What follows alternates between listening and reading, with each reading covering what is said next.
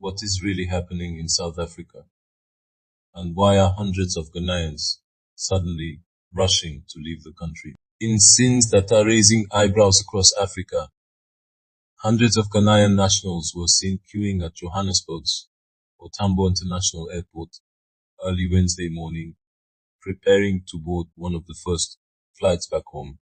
But this was not your regular travel rush. These were people reportedly fleeing fear.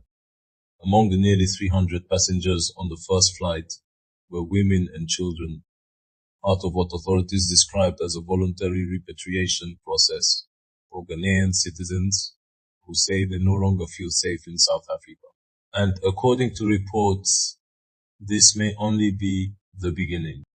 South African and Ghanaian authorities are reportedly working on a list of nearly 800 people who have expressed interest in returning home. Well, what we have found is that of the 300 individuals that are on that list, we only found 10 of them being legal in the country.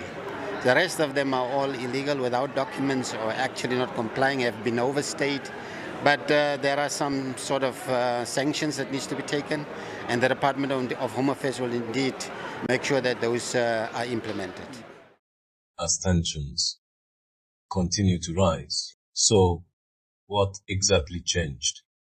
In recent weeks, South Africa has witnessed growing anti-immigration protests, with demonstrators demanding stricter immigration controls and accusing undocumented foreigners of contributing to crime and unemployment.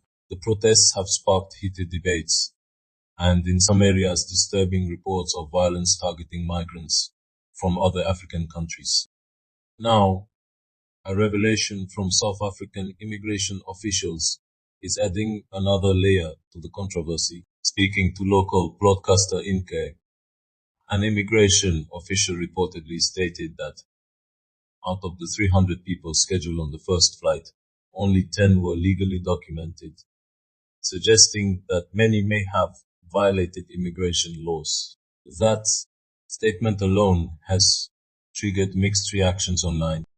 Some South Africans argue that undocumented migration has become a serious issue affecting jobs and security, while migrant rights groups insist foreigners are being unfairly blamed for economic hardship in the country. And the numbers paint a worrying picture.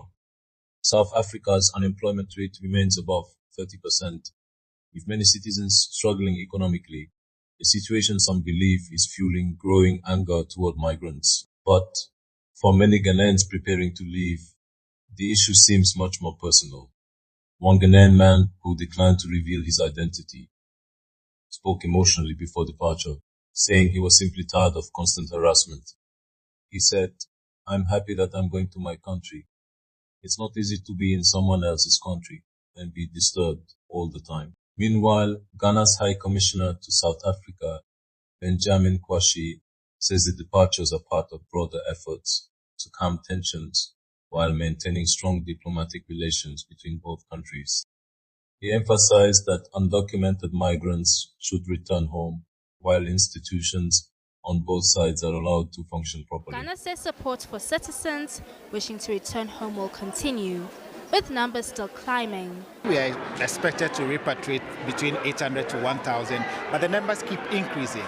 There was no criteria. The criteria is that our people feel unsafe, our people feel not welcome, our people feel that the economic activities have come to a standstill. So what do they want? They want to go back to Ghana, and the government of Ghana has given them the opportunity to come home and be reintegrated into the Ghanaian society. Ghana insists the repatriation process will not strain diplomatic ties with South Africa.